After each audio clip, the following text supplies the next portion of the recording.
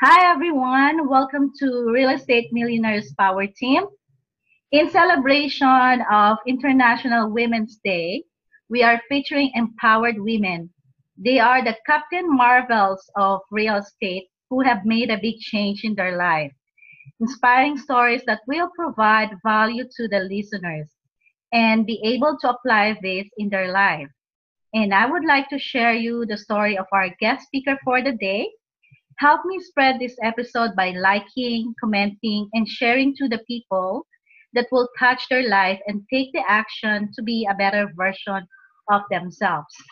So, for those that are active real estate investors, particularly for those in the field that have been doing this for so many years, who would not know her now?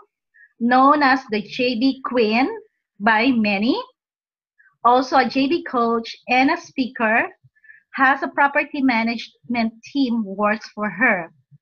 So without further ado, let's welcome Mandy Branham. Hi Mandy, how are you? Good, Jenny. How are you? I'm okay, good, thank you. It's good to have you here at Real Estate Millionaires Power Team. So Woo! they know you now as a successful investors. So correct me I'm wrong. You have 55 properties to date. Tell Correct. me about your story and how did you started investing? First of all, I just love the name of this, like powerful mastermind. I love it. You Mhm. know what? This is the kind of thing that just gets me going all the time, makes me come alive and want to listen more. So I surrounded myself with Mhm. people like this that had things that I wanted to have. We realized, my husband and I, that we were working really hard to make other people rich, and it didn't show in our own bank accounts, and it didn't reflect when the automotive market went down.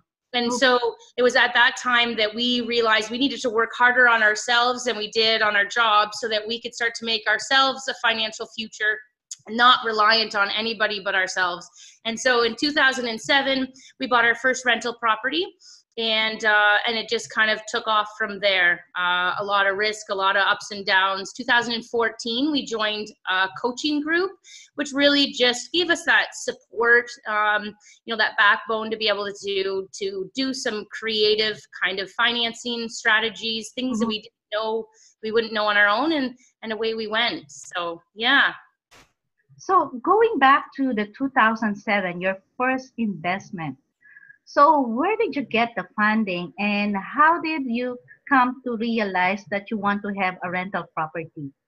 That was So way I'd back. wanted to have them for a long time, which is interesting because, Mhm. female to female on International Women's Day, my husband was very supportive, although he was skeptical. And so we had a list of things that needed to be checked off to satisfy his comfort level, even though I had already satisfied all of mine. So it was working together for me to be the leader, though, Mhm. to grow our own family wealth. So we borrowed a second mortgage on our primary residence to be able to have for the down payment of our very first rental property. And then his checklist was that it had to be fully tenanted, it Okay. couldn't cost us a single penny, and it needed to be turnkey, no renovations. And so I took this checklist and I took the amount of money that we would be able to have off of a second mortgage, and I kind of went shopping and found the property that fit for our needs at the time. So we still So own that property. okay. So when you say you borrowed the second mortgage, Yes. okay. So did you borrow it from the bank? Did you get it from the home equity line of credit? What's the No. source?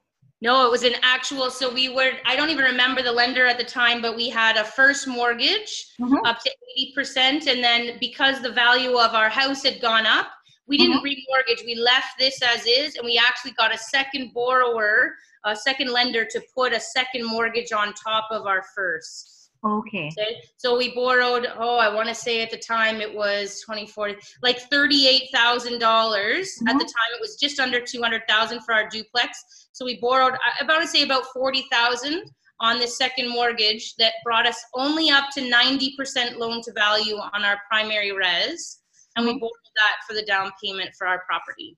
And what was the interest at the time for that Oh, second? over 8% on our second mortgage. Okay. Because Okay. I remember we were with a bank in the States, and that bank happened to go under in that whole 2007, 2008 crash. And so they switched us to a new lender, and that new lender, we were only at 5%. I remember calling my husband going, our mortgage payment just went down by $200 a month. And he was like, what? But at the time, yeah, we were paying really high interest. And then when the bank went down and we got transferred to a new institution, our interest rate went down. And then for the second mortgage, were you able to refinance it on the second year or after the first year? So we actually sold our primary res to, I don't know, in and around that time, less than a year after we got the second mortgage. And when we moved, we were able to pay off that second mortgage with the lift that our house had had. So it kind of was a wash.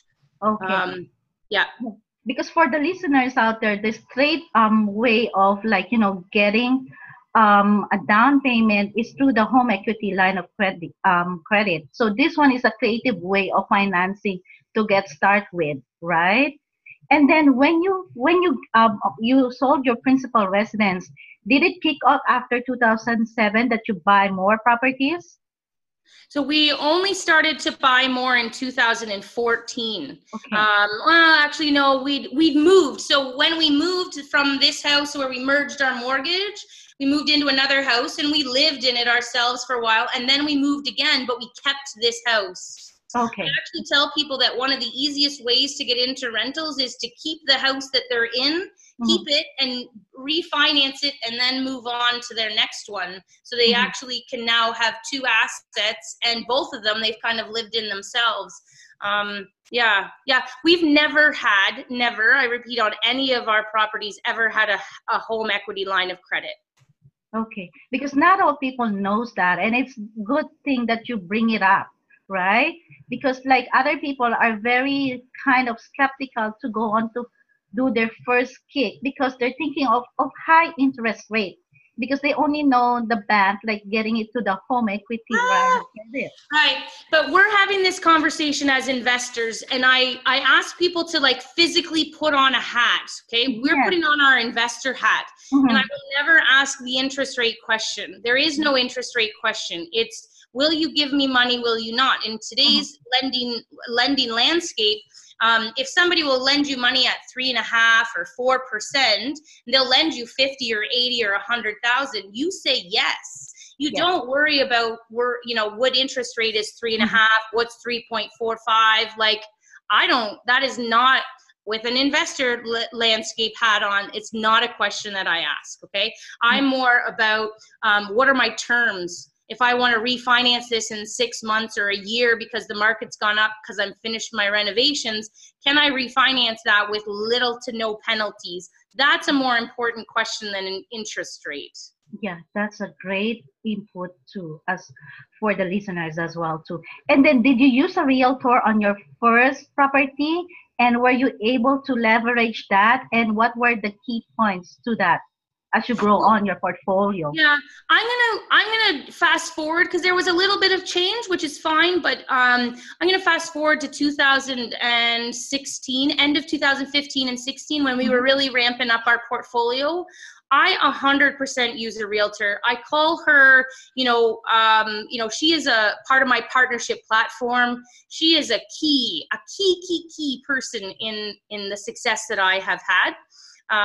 She gets it. She's creative, but she also trusts that I know where I'm going and I will close on properties. So one of the things, you say to people, if a realtor has a deal, and they have 15 investors that's on their list, who are they going to call first? A first-time investor or Mandy? They're going to call Mandy. Why? Because I now have a track record that I can close. I don't ask too many questions. I have my financing lined up.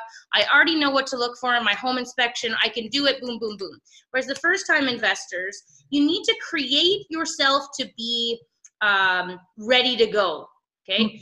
Don't be looking at properties until you have your financing lined up. don't go looking at properties until you can take a breath and know that there's going to be some things that you're going to have to deal with. A gentleman said to me one time, how much would you pay for a leaky basement? How much would you pay for a new furnace, right? Pretty much any repair that we boiler. Or a boiler, right? But a boiler in a residential home, right? Almost any problem in a house can be fixed for $10,000. Okay. Yes, so a lot of people go in there and they get scared and they get nervous and they're not sure about things. And you go, if you tack on $10,000 for a repair of a furnace, or a roof repair, or a leaky basement, your $10,000 pretty much covers almost anything. I mean, considering, unless you're going into like an as-is home that, has no heat source or something like that, which I've seen. Okay. But you really need to be confident when you walk through your properties. You want to make sure you're not wasting your agent's time. Okay? Exactly. And if you have a newbie agent and they're willing to be able to walk you through property after property for 6 months or a year, then you've got a fine agent to be able to do that. But my agent's time is just as valuable as my time. And so I want to make sure that when I go through a property, I've already asked her all the questions. She's already collected data. I've already done a financial analysis on the property before I've even gone through it. Okay. So you want to make sure that your time is just as valuable as your agent's and that you're not wasting yours or you're wasting hers. Okay. So as you move your portfolio to the next level, so what are your tips for the investors that they will find a realtor that will help them boost their portfolio? Yeah. You need to have somebody who is on top of the trends. I just went to a meeting in Barrie, and there was an agent there who's a very investor-focused agent, and he did a market analysis where the market is.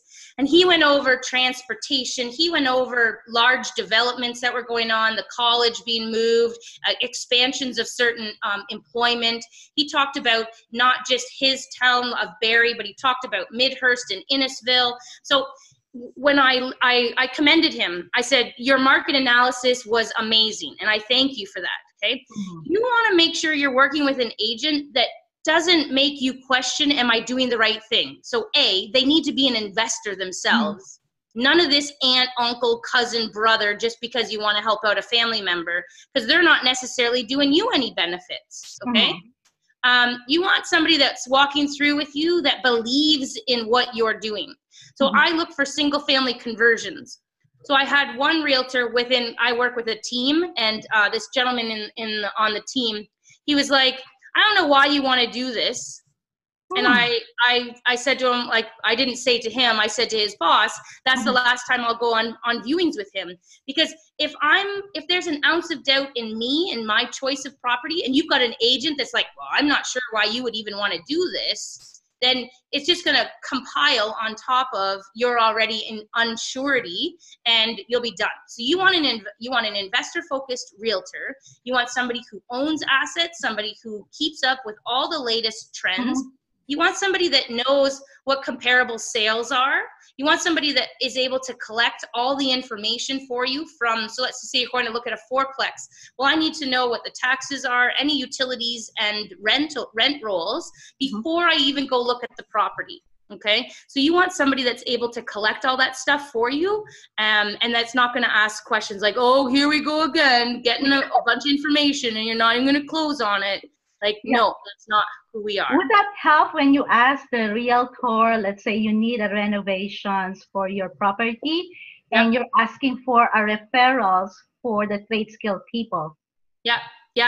Again, like, you're looking for somebody in town that has connections. You want to know that they know the contractors, that they know the electricians and the plumbers, so you want somebody that is very familiar with the local surroundings, and that somebody that's got energy. You don't want somebody that you're having to call. So, and I say this because I'm working with my second realtor. My first realtor that I bought 2 properties with over like a 7-year period. So nothing too crazy. Actually, I bought 3 with him. I went to buy, I called him up after I'd bought my third and I said, hey, there's a house down the street I'd like some information for. And he said, you just bought one. Why do you need another one? And I was like, yeah, I'm done. Thanks so much. Okay.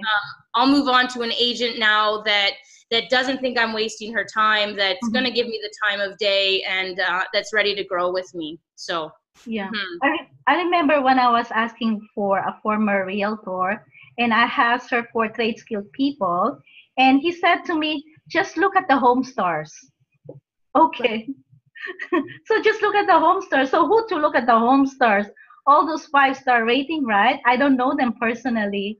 no. So I said, okay, just one experience of a realtor. And then going back to that, now you know you had expanded your portfolio. What are the criteria that you're looking for when the realtor finds you a property already? What do you look for a property? What am I looking for in a property right now? Yes. I'm looking for a variety of things still. So I look for houses that can be converted to duplexes. So I'm looking for bungalows or vertical splits.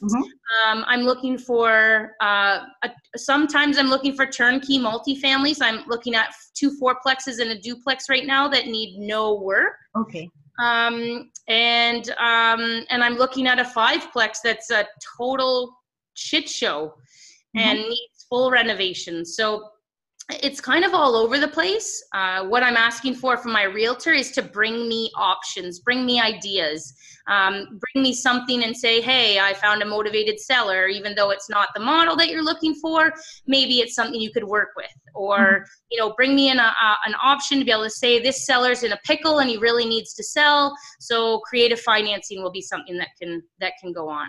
So that's what I ask of her right now. And what are the flags that you should be avoided when you're buying an investment property? Do you have one? A flag, yeah. A seller who perceives their asset is worth X amount of dollars. Okay. And your numbers don't match their number. So just because somebody wants $700,000 for a triplex in Barrie does not mean that it works for my numbers. Okay. Right? So you want to make sure that you are doing your due diligence on income and expenses and potential renovations, and you don't want to overinflate your expectations of the property just based on the fact that the seller goes, well, I think I have the best asset in the world and it should be worth this much money. Well, that doesn't mean that it really is if it doesn't meet what you're looking for. And it doesn't work that way, right?